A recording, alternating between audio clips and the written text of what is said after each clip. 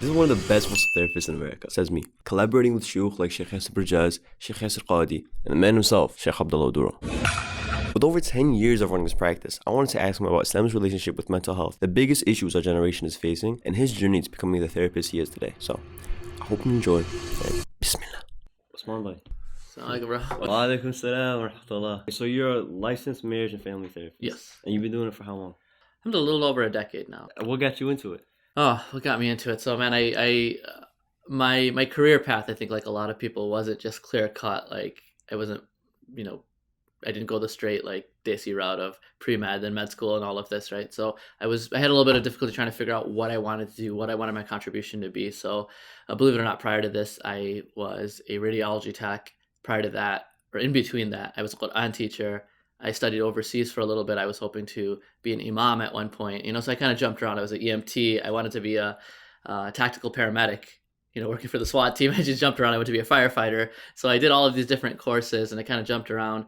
But through those experiences, it all kind of led me to this path of wanting to help other people with different mental health struggles, different life struggles. And I found that my passion and my skill set kind of lined up perfectly with becoming a therapist. So when I was a school teacher, I remember this specific incident. SubhanAllah, there's a young boy, I think he was in 5th grade at the time, and he lost his father. His father, young man, Allah marhamuhu, may Allah have mercy on him, died of a heart attack. And so this child who was normally very, playful and interacted with the other kids, all of a sudden his demeanor changed. And I remember I spoke with one of my mentors at the time, Sheikh Safi Khan, and I was like, what do?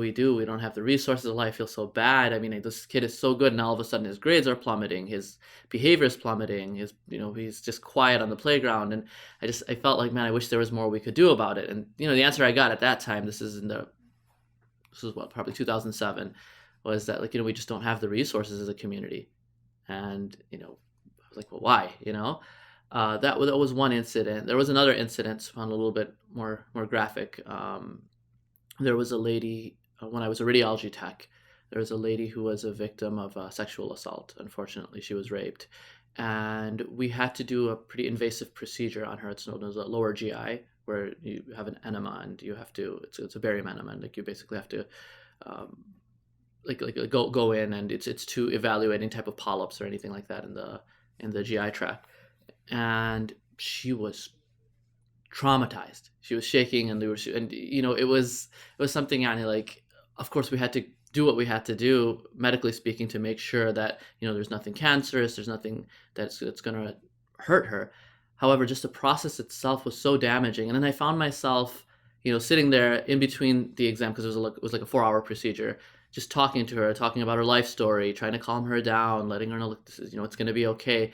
And then that kind of became my role. I became known as that person in the radiology group, where I would just sit and spend most of my time just chatting with the patients. In between, when it was downtime, instead of just hanging out with the rest of the staff, I would go and, like, just chop it up with the different patients, like, how are you doing? How's your life? And so on. And, alhamdulillah, through that, I got a lot of recognition from the hospital that, like, they felt comfortable. That whole process, I wasn't, doing anything different medically speaking, but just talking to them, relating to them, making them feel like they were human beings instead of just patients, really helped their overall recovery experience, all of that. So those things kind of started, the wheel started turning. I was like, man, this is something that I really enjoy. I think, inshallah, I'm good at, and it's going to bring benefit to others. And so all of that kind of meshed together.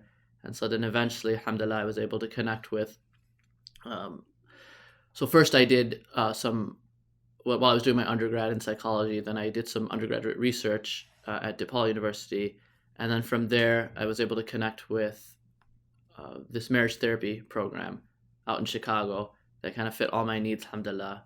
And the rest is history. That's cool, man. Alhamdulillah. So Allah really, we have a plan, and Allah plans, and subhanallah, I enjoy sharing that story with people, because especially, like, even for you, I'm sure, you got out of high school and the expectation is, man, you have to have it all figured out, because you have everybody who's like, I'm pre-dental, I'm pre-this, I'm pre-that, and it's like everybody has their life plan, and then you're like, man, I don't even know what I want to do. And then you just feel like, okay, does that make me a failure? Does that make me, And no, like, I would rather somebody go through that journey and find something that they're passionate about, because then they're going to put the most ihsan into it.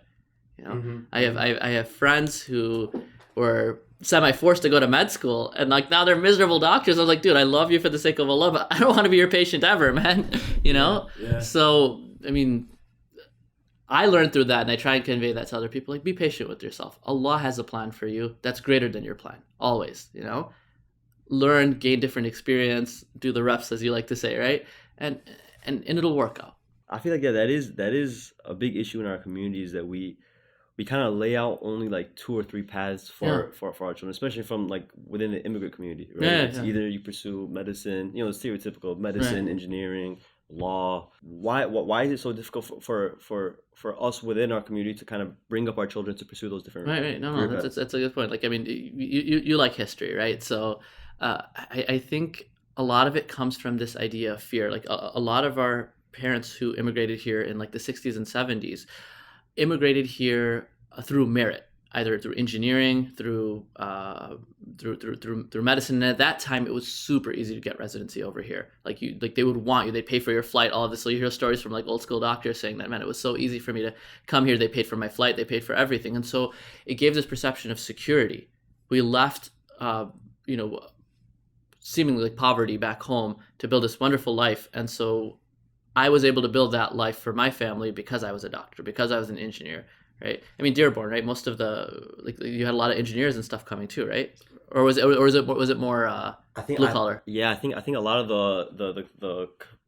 the work that came into Dearborn was blue collar work. So everyone was coming doing factory jobs, you know, for Ford and for a few of the different companies in the area. Okay. Yeah. Dearborn's a little bit special in that. Okay. In that sense. Interesting. Yeah. Because I think the rest of America, like, you know, especially from the Asian American community, right? Like Desis and so on, we're the model minority, right? That's what they call it, because a lot of it was because our parents and their parents came based on merit, right? Once the doors of immigration were opened back up, I think it was like during like JFK's time. That's when like people were coming just based on that. So it's linked to security. But then I also noticed that a lot of people that push that narrative don't necessarily have those backgrounds, right? Like I know, like a lot of, I think, Desis and Arab within our community, they kind of are forcing this path onto their children, but they never did it themselves. Yeah, because and maybe because they want what they didn't, you know, they want better for their children. They assume that this is what's better, right? This comes from Allah. My thing is, if you want to be an artist, be the best artist you can be. Put ihsan into it. You want to be a filmmaker, be the best filmmaker that you can be, and the rest, the rizq is going to come from Allah. Because you're right, like now that type of attitude, it worked in the 60s, it worked in the 70s. Now when you have these indigenous communities, we're pigeonholing ourselves, you know? But how do you even have like conversations like that with your parents, right? Because usually you tell your parents you want to be an artist. Like, yeah, right. You want to be an artist, like right. I came here for you to paint, like. Show them some salaries of like TikTokers and YouTubers. They're like, oh, okay, well, you're making more than a surgeon, you know. But even then, like I feel like there's still like issues of there's a financial element, then there's the stability element of you know, maybe that they're making this money right now, but they won't always be making this money. True. And then there's an element of I don't know if I said status, right? Yeah. Where people want their child to be a doctor because like status. That's one of the highest achieving things you can do within our community. And you know, again, there's nothing wrong with being a doctor. In fact, if you go through it with ihsan, it's one of the best fields that you can go into, right? Anything that brings benefit to others. But if I feel like it's when it's forced on when the expectation is set on every child who's growing up within the community, I feel like most children don't want that for themselves. Most kids don't want that for themselves. But I think oftentimes conversations around that topic either end up in argument or submission. Right? Yeah. So like, you know, your kind of kids are just like, you know, almost, I don't want to say destroying, but really hurting relationships that they have with their parents. Or they're just like, you know what, it makes sense. I'm not really passionate about it, but like, why not? Yeah. Right. And they kind of go down that path. That's a drag. That's like 8 years plus whatever is for like, you know, residency, depending on the specialty that you want to go into. And if your heart's not in it, you know. But how do you have that conversation with your parents? Because I remember, like, for me, like, you know, pursuing filmmaking, it was not an easy pill for my parents to swallow. Right. And I don't think I necessarily had those conversations in the most conducive manner. Yeah, right? yeah. No, I feel you. Yeah, it's hard to explain because there are certain guarantees you can't give, right? My parents had, I don't think to this day they don't know exactly what therapy entails. Most people when I say I'm in mental health, they're assuming I'm a psychiatrist, right? It's like no, it's a completely different thing. And I've had people even say, "Oh, do you have to go to school for that?" I'm like, no, I just set up shop and just kind of just give random advice to people, So it is a lot of having to educate, but I think specifically with parents, validate to them that, look, I know you're saying this because you want me to be financially stable. This is out of your love for me. This is out of your care and concern for me, right? But at the same time, I as a Muslim want to make sure that whatever I do it with the most ihsan, and I have to be honest with myself about it. Now it's not, this might take multiple conversations, right? To this day, I'm sure my parents would still have preferred that I was a surgeon. I know myself, right? I'm creeping up on 40 now, alhamdulillah. Even though it seems cool, like be like Doctor Strange and all of that, but I don't know. I'd feel empty.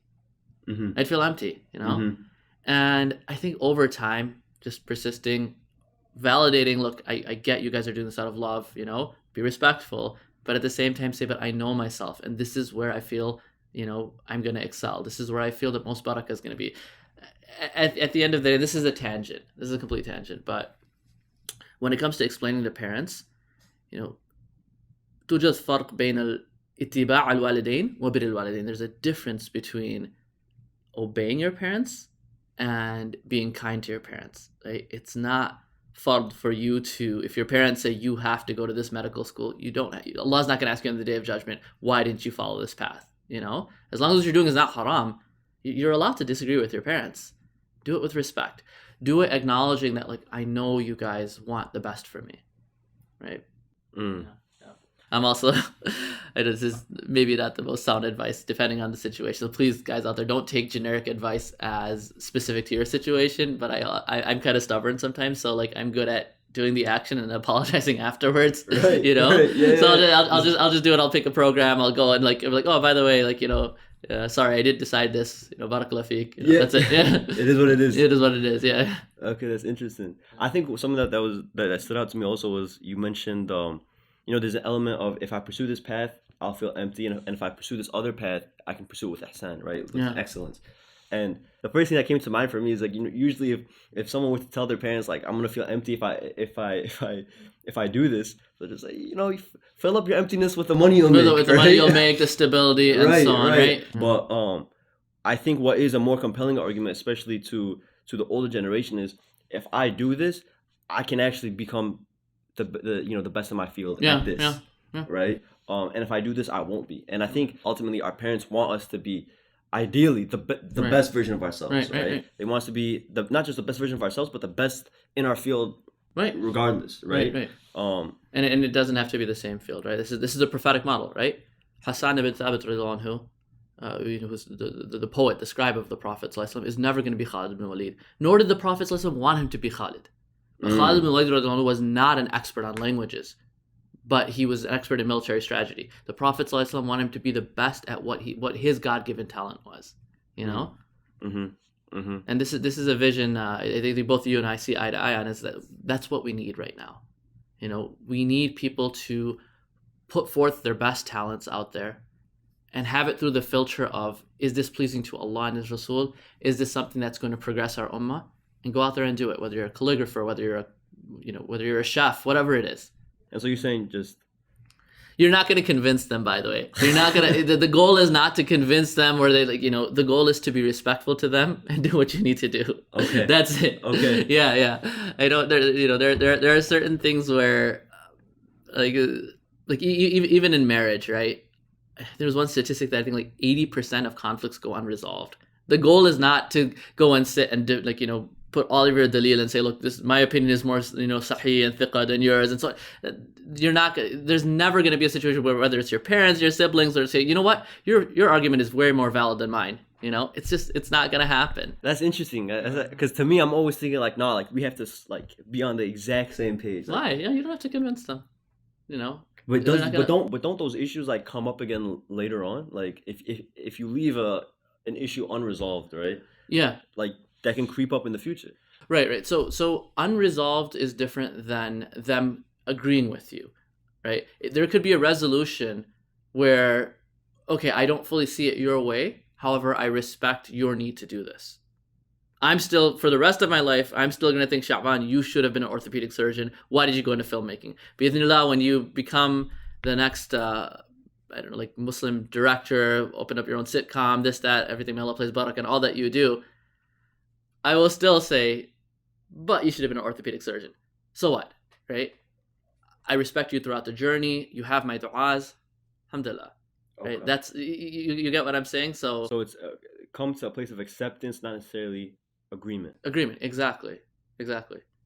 And that's what it's going to be like, even in relationships. It's going to be You like think majority. You think it's the same way in marriage as well? Oh, 100%. That was part of John Gottman's research. John Gottman's a statistician turned therapist. A lot of people reference his research. That was one of the things that his research showed over since the 70s, so however long that is. I'm bad at math. Like, 30, 40, 50 years of research show that the bulk of fights, and I'm not talking about major, so there are major things that are just absolute, like domestic violence, infidelity, financial abuse, stuff like that. That's clearly black and white. But then the other stuff, like which way does the toilet paper go, you're not going to find an agreement on it, and nor do you have to.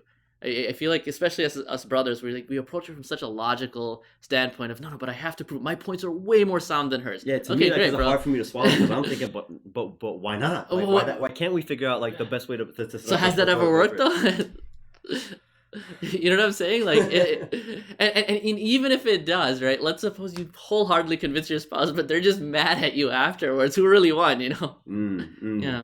I would rather have somebody disagree with me with rahmah and love, and you'd be like, okay, cool, I disagree with you, but I still, because I love you, it's cool, you do your thing, that's fine, I'm not going to see eye to eye. Then be overwhelmed by all the evidence that I give, but then just be like, man, what a jerk, Do you think that's the biggest issue, like, our generation kind of faces? Is that, like, we always just want to be right? Or yeah. Is it the biggest? It is a big issue. I don't know if it's the biggest issue. What would you say is the biggest issue that our generation faces? I'm flattered that you think we're from the same. It makes me feel young. Alhamdulillah, barak feek, yeah. Or my generation. No, it's okay. No, please let me feel young for a little bit. Yes. All right. But yeah, what do you think is the biggest issue within, like, familial relationships that we're constantly kind of like hitting a wall with?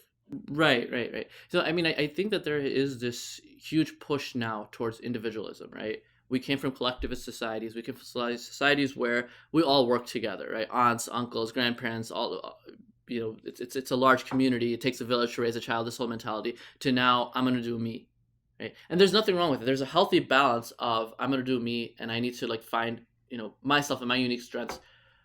But don't take it to the extreme where that means I'm going to do me at the cost of the family, at the cost of the community.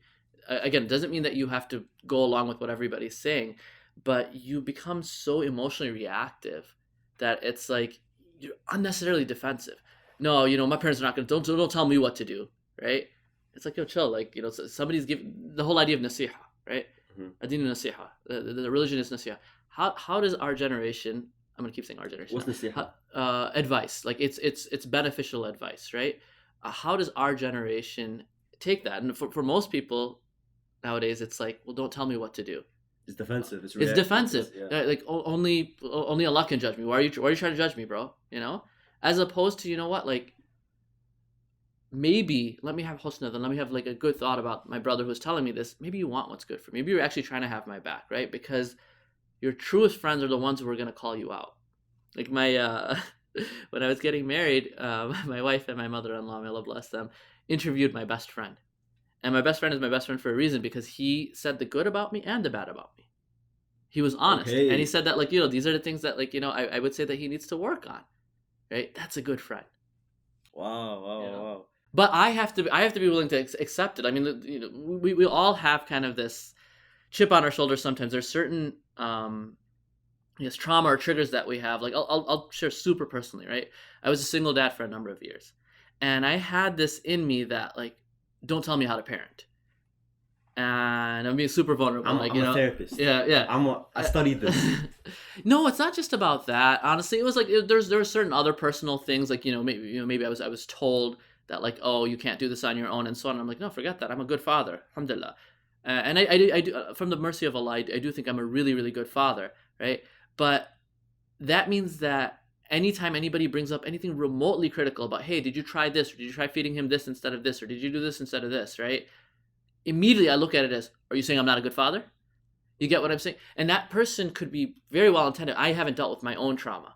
So I look at it all of a sudden as like, oh, are you saying that, I'm not a good dad, right? Another example is like if somebody was told their whole life they're not intelligent, okay? And then somebody says, hey, have you tried doing it this way instead of this way? You're the lens which you view every single criticism through is that person's thinking I'm stupid. And is that specific to sensitive topics, or do you think that defensive nature is usually just a result of trauma that people experienced in the past, or is that just oftentimes people's personality?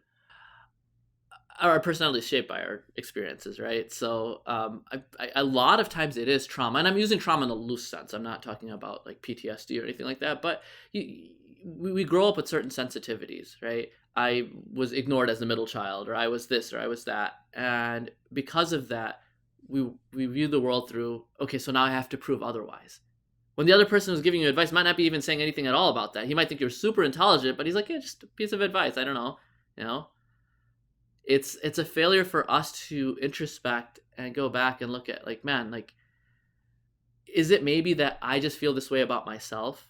That maybe I feel inadequate, and so I'm projecting that onto other people? Is it that like I haven't fully convinced myself that alhamdulillah I am intelligent?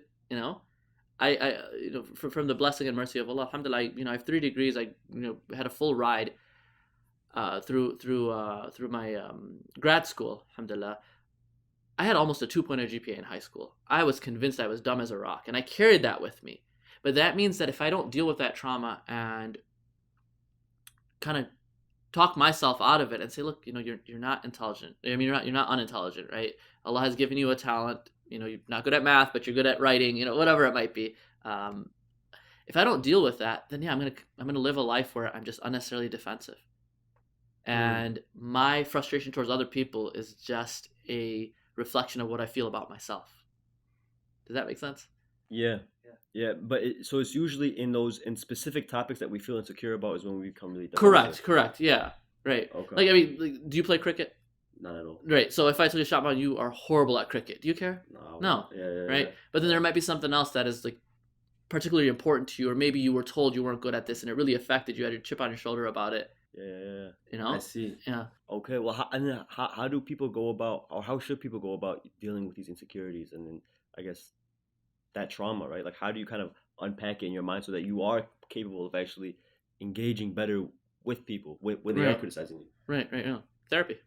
Yeah. Therapy. Yeah. No, this is not like a shameless promotion, but like, no, honestly, therapy is a place where you kind of have the sounding board. Well, good therapists will be able to call you out on your negative thoughts. Have you actually think about like, man, have you ever thought about this way? Do you realize that every time somebody says this to you, this is your reaction? Step by step, I can read your thought process, right? Let's put a break in. There's certain assumptions that you have about yourself, about the people around you, that need to be challenged.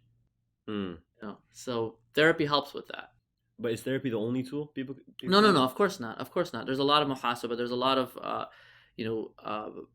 making dua, asking Allah for guidance, for being able to be humble, be receptive to criticism,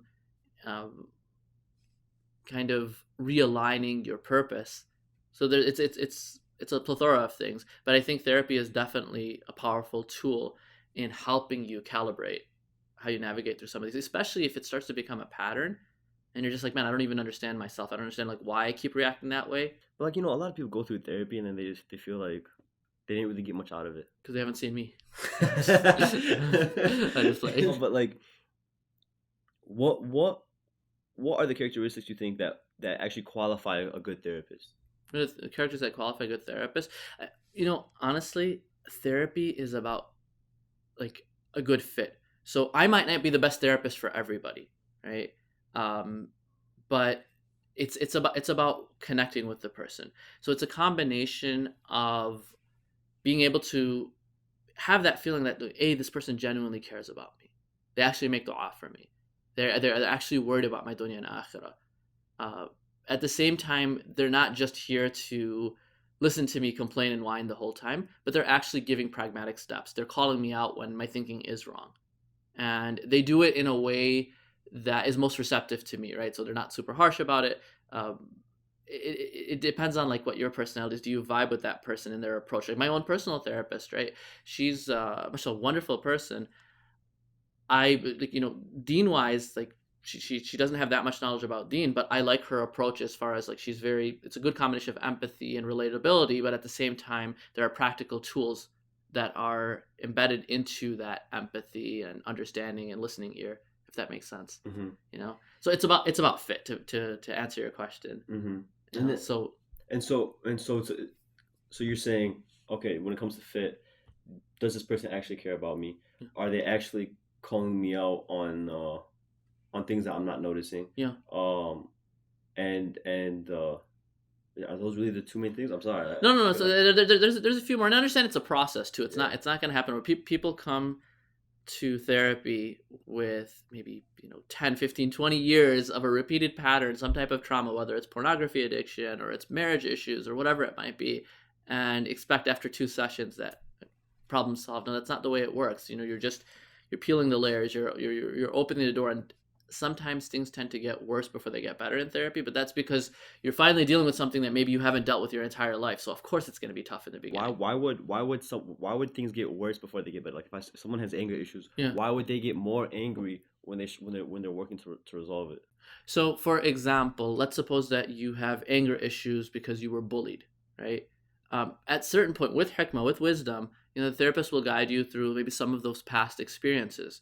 But that means that those locked away memories that you had of maybe being bullied or feeling less than, you got to talk about that. And when you talk about that, you're gonna immediately your amygdala is gonna kick in. You're gonna go to fight or flight mode. You're gonna get angry. You're gonna get upset, remembering all of that trauma, right? Because the way that you survived all this time pre-therapy was, let me just lock it away, throw away the key. And so when you open that door, you're reminding the person of that. And so you're like, oh man, I don't want to sit here and talk about everything negative.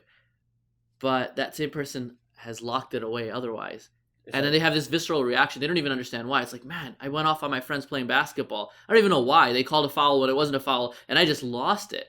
It has nothing to do with the foul. It has something to do with maybe it reminded you of something else. It was, I heard a quote before where someone said, if you feel like someone is overreacting, it's probably because they're reacting to something else. Exactly. And, subhanAllah, our mind is resilient. It's good at storing away some of these things. So when somebody is in a high trauma, high stress situation for years, we learn to compartmentalize. We learn to put it away. That hurt eventually will creep up. It'll eventually start to affect you physically. You'll lose sleep. You'll start losing hair, all of that, right? But during that time period of our life, we were in survival mode. You know what happens when you're in survival mode? When you're in survival mode, it's interesting scientifically. I'm going to nerd out, right? Your body doesn't know the difference between being chased by somebody with a knife versus getting into a fight with your friends or getting into a fight with your parents or getting into a fight with your spouse. Doesn't know the difference. All the same. And so when I'm running away from a lion or when I'm running away from somebody with a knife, my body sends a few different signals to my brain, right? Or my brain sends a few different signals to my body, excuse me. Number one, I need to just survive. That's all I need to do. In order to survive, what do I have to do? Do I reproduce at that time? No, of course not. I'm not. When I'm running away from a lion, I'm like, this would be a good time to think about having more kids. No, right? So my sex drive out the window, libido out the window, right? Do I think about fighting off a cold at that time? No, of course not. Immunity out the window, right? This is why high stress, high anxiety, you're much more prone to like catching colds, getting the flu, getting sick a lot, right? Do you think about, man, I just need to really work on that 6-pack? No, absolutely not. You're thinking, I need energy. I have to keep running. What's the way that my body keeps energy? I need to start storing fat. And subhanAllah, the way Allah created us, we tend to store fat in our midsection, those wonderful, lovely love handles that we have, right? A lot of that is stress related. So you're telling me that people can lose their love handles if they just go to therapy? Exactly. That's my pitch. You want to get a 6-pack, go to therapy. There you go, bro. That actually makes a lot of sense. Because it's cortisol, right? That's the chemical. Yeah. You have cortisol. You have a bunch of different stress hormones that are kicking in, right? Once the body decides that you have this like almond size shape structure in your brain called the amygdala, and that's the fight or flight response. And the amygdala does a few different things. One is like it kicks you into like survival mode, right? Where you said your body is like flooded with cortisol, adrenaline, all of this, right? It also tends to like almost like dull out the prefrontal cortex. This area of the brain that deals with actions have consequences. If I do this, like rational thought, right? And so therefore, when you're in a high fight or flight situation with your spouse, you say the dumbest things. And you look back and like, man, why did I say that? Right? Because you didn't think 10 steps ahead and say like, look, if I said this to her this way, it's going to make her feel this way. It's like, no, I need to defend myself, or I'm hurt, so I need to make her hurt, and I need to say something bad about her parents because she said something bad about my parents. Logically, that's just, it's dumb. It's not going to, it's, the prophetic wisdom, don't curse other people's, religion. They're going to curse your religion. Mm-hmm. Right? And so how do you prevent the prefrontal cortex from turning off? How do you prevent if you really? Yeah, no, that's good. This is actually a lot of research that one of my professors back in grad school did. How do you train your brain not to get hijacked by the amygdala? We literally call it a hijacking of the brain, right? And a lot of that, subhanAllah, now you're gonna make me really nerd out. Okay, so there is a beautiful verse in the Quran that we all read, or we all hear during weddings, right? Surah Al-Rum, you know this verse, right? وَمِنْ آيَاتِهِ خَلَقَ لَكُم مِّنْ أَنفُسِكُمْ أَزْوَاجًا لِتَسْكُنُوا إِلَيْهَا. That from his signs is that he created from yourselves spouses that you live with them in peace and harmony. وَجَعَلَ بَيْنَكُمْ مَوَدَّةً وَرَحْمَةً. And he has placed, جَعَلَ فعل ماضي, right? From the past, he's already placed in you love and mercy. And these are at the core of a healthy marriage. Rahma and mawadda, love and mercy. This, we already are hardwired to have this. There's an area in the brain right over here, some left side of the prefrontal neocortex. There's two circuits. One is called the nurture circuit, one is called the sorrow circuit. Okay? When the nurture circuit is basically activated, the nurture circuit automatically, like your brain and your body feel the need to be kind to somebody, to comfort them, to give them that ease. Like Khadija radiallahu anha, when she saw the Prophet ﷺ scared and confused and not, like seeing Angel Jibreel, and he says, Zamiluni, cover me. Her nurture circuit kicked in immediately. She knew how to comfort the Prophet ﷺ. Then we have the sorrow circuit, which is right next to it. The sorrow circuit is when we feel vulnerable, when we feel hurt, when we feel like, man, I need somebody to, I need a hug, I need something, I need to feel comforted. Those two go hand in hand. The key to stopping that amygdala hijack is to strengthen these two neural circuits. And that's done through our day-to-day interactions. That's done through our, these bids for connection that couples have, that like, I share something vulnerable with you. I shared a story with Sha'ban about, something traumatizing that happened to me in the past. And he stood there and he listened. He didn't judge me, And so now that connection is starting to be made.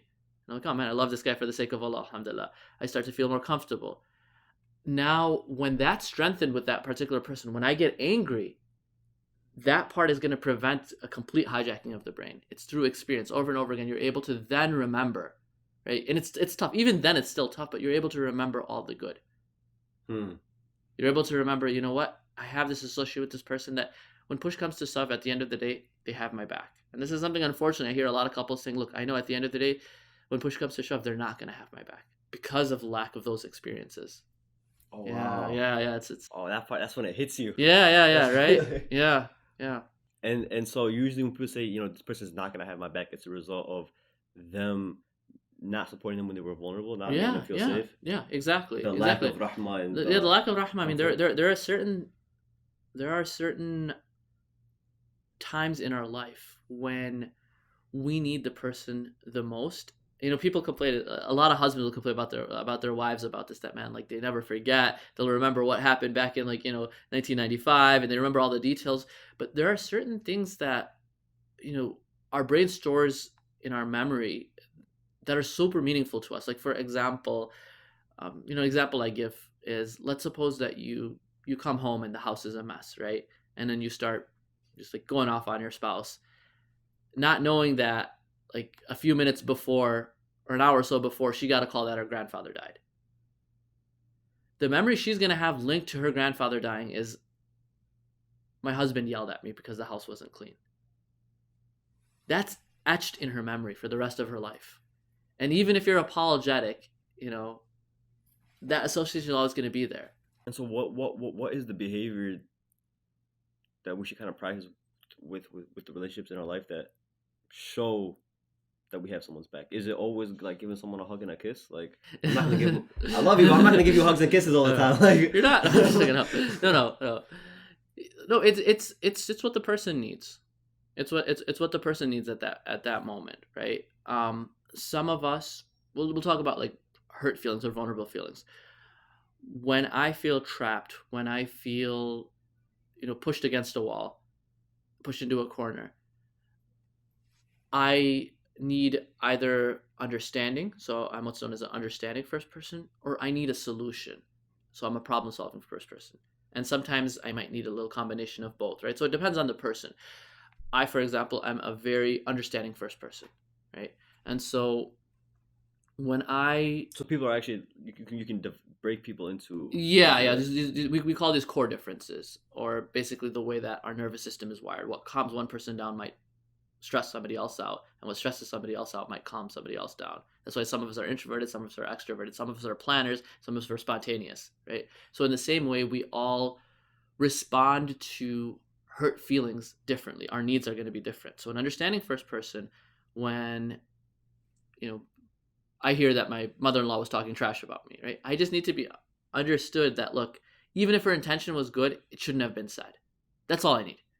A problem-solving first person will say, okay, what are the steps that need to be done to ensure that doesn't happen again? Do we have a conversation? Let's hash it out, right? So it depends on your personality type. If I lose my job and I'm a problem-solving first person, I don't need a pat on the back. I don't need a hug and a kiss. I need to go on LinkedIn. I need to network. I need to know all this, and the more solutions I hear, the more comfortable I feel. Yeah, I think that's how I am, right? Yeah. Like for me, like I'm more of a solution first person, and for the life of me, like I can't understand people who are the other. Yeah. Right? So here's the thing. So I'll speak on behalf of all understanding first people, because I'm very much understanding first person. We're very logical. We're very pragmatic.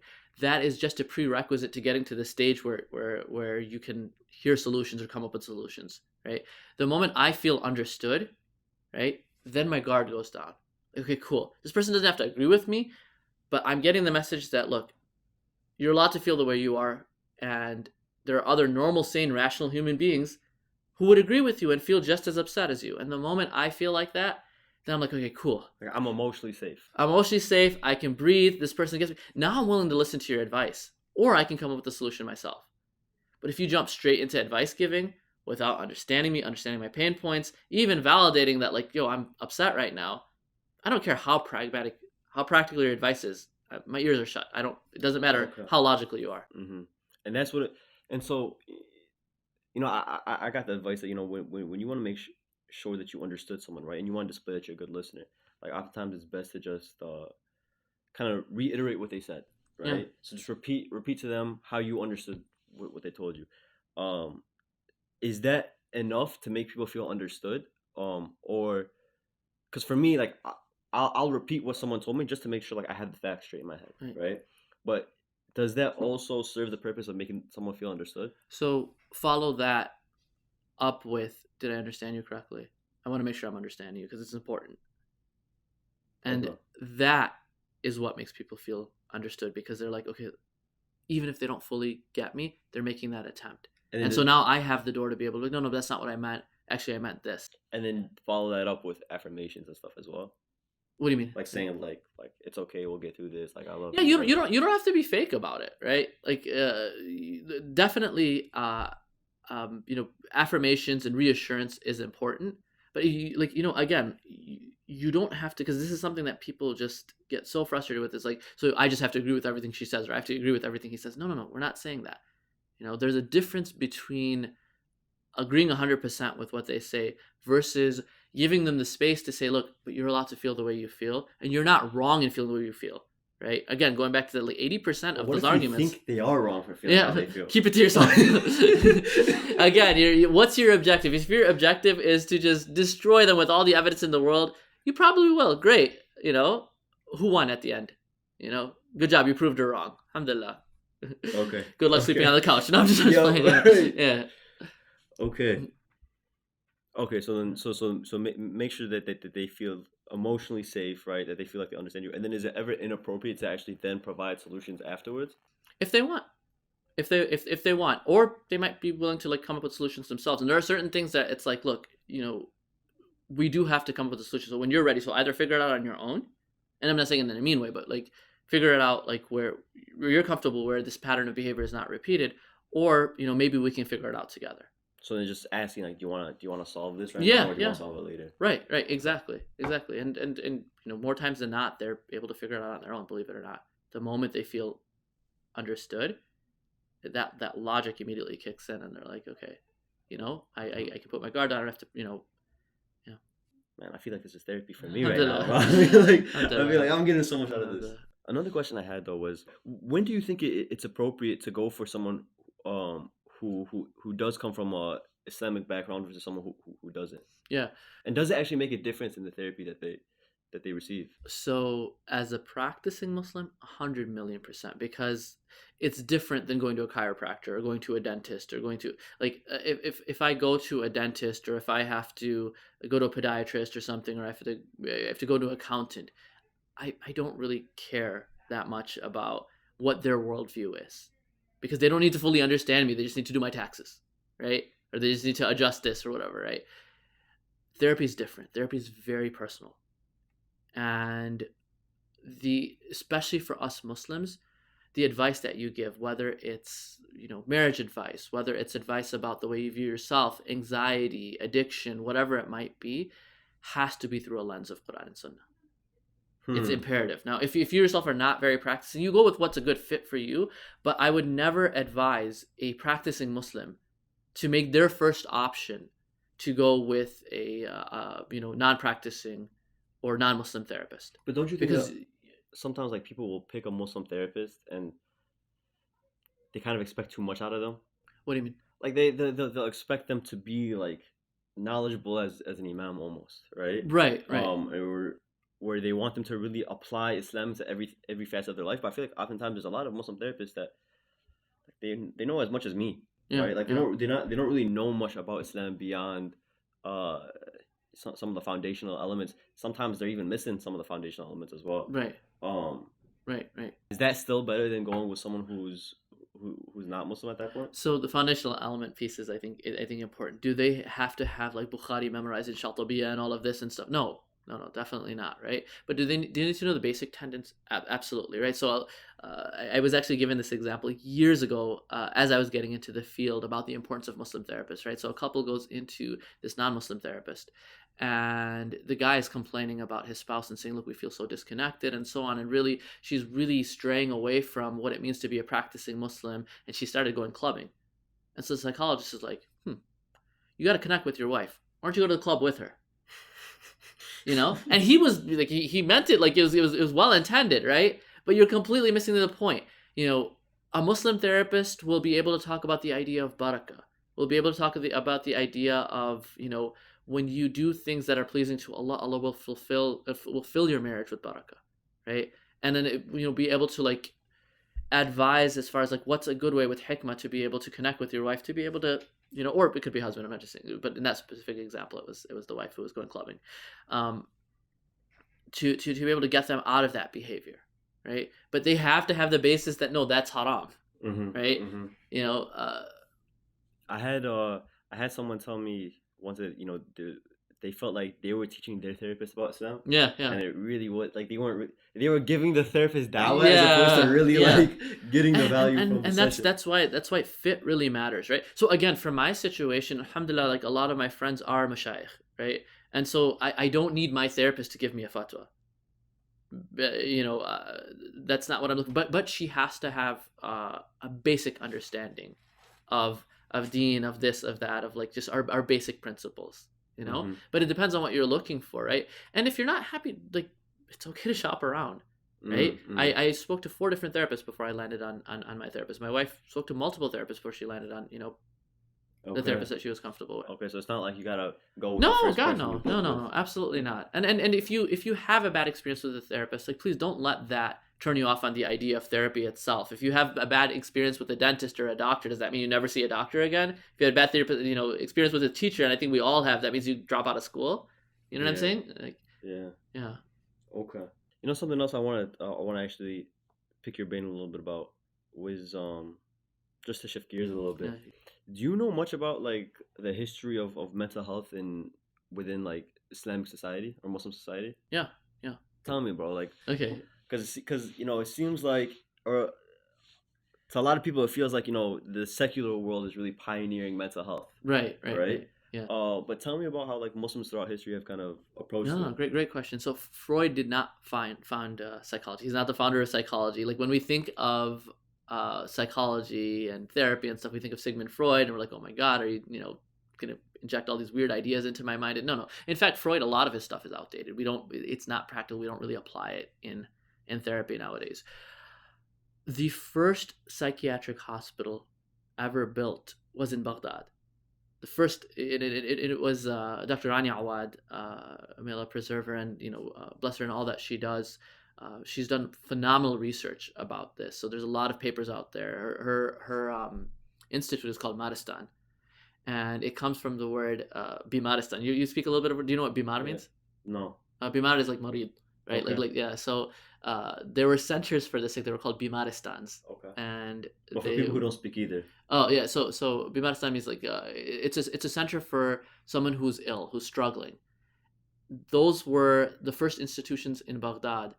And this is like, I think we're talking about like 200 something Hijri. Maybe actually, or possibly even earlier. I think I've read somewhere. It was like, so this is more like 800 AD. Yeah. So we're talking about, no, like maybe like 80, 90 actually Hijri. We're talking about people saw this who had seen the companions. This is like the Tabi saw this being created in the Muslim moment in Baghdad, right? So we were the leaders of this. We understood that the human we're being, talking like 700 AD. Yeah, the human being is made up of multiple different things, right? It's there's a physical component, there's an emotional component, there's your ruh, your nafs, right? There's a spiritual component to it, and we want to address all of those facets because human beings are dynamic. It's we have to address it from all different angles, and so Muslims were the first to understand this.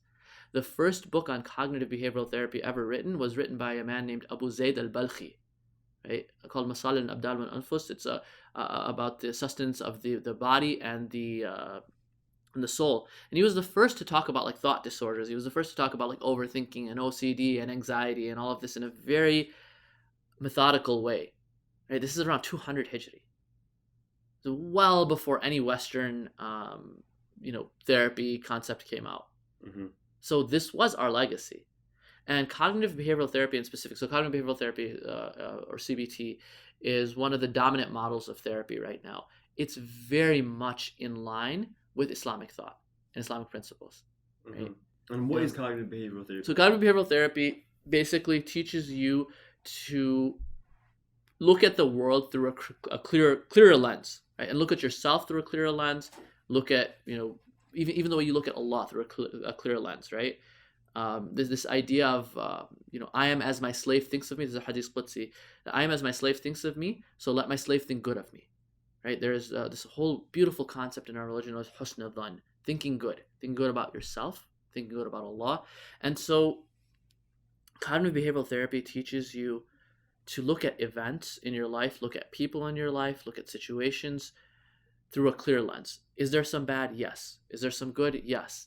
Can I look at both? Can I be balanced in that, right? Instead of like black and white thinking. So for example, I see you at the masjid and I'm like, oh, Assalamu alaikum, Sha'ban, how are you doing? And you give me salams, but you don't fully smile.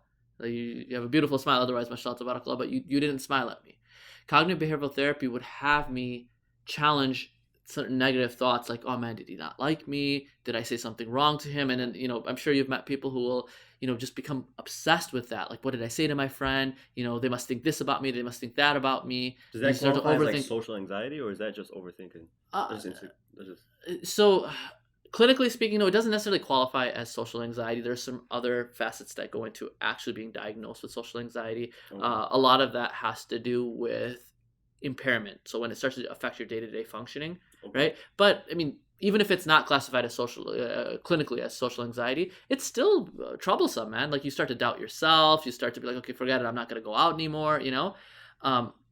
Cognitive behavioral therapy would have you look at that and be like, okay, let me think of all the reasons why Shaban maybe didn't smile at me. Maybe he was having a bad day. Maybe he didn't like fully notice me. Maybe he had something else on his mind. My mind races a lot too. It's okay, And we have that. We have that in our tradition as well. Yeah. Right. Like, yeah. To make all like make excuses. Make like 80 excuses for your brother. Exactly. Exactly. And that's CBT. Okay. Okay. Looking at all the possible variables before coming to a conclusion, and making sure that like that lens, that the way that you view the world is balanced. The way that you view Allah is balanced, right? Mm-hmm. He's merciful, yet at the same time, I also have certain guidelines that I have to follow, right? Mm-hmm. People sometimes, subhanAllah, like they feel like, okay, Allah loves everybody but me, because of the difficulties that they face. Yeah, exactly, right? Or Allah is able to forgive everybody but me. Right? This is cognitive behavioral therapy. This is teaching the person, no, let's look at it through a clear lens, right? Is Allah upset with the sin that you did? Yes. Is Allah's mercy greater than your sin? Always. So that's a bar. That's a bar. Makes sense. Alhamdulillah. Yeah, I think that's it for me, man. Okay. I appreciate you, Usman. For sure, man. For sure. For those who don't know, check out Usman at peacefulyou.org. Book a session if you're interested. Usman, you're the man, bro. Alhamdulillah, man. Thank you for coming today, bro.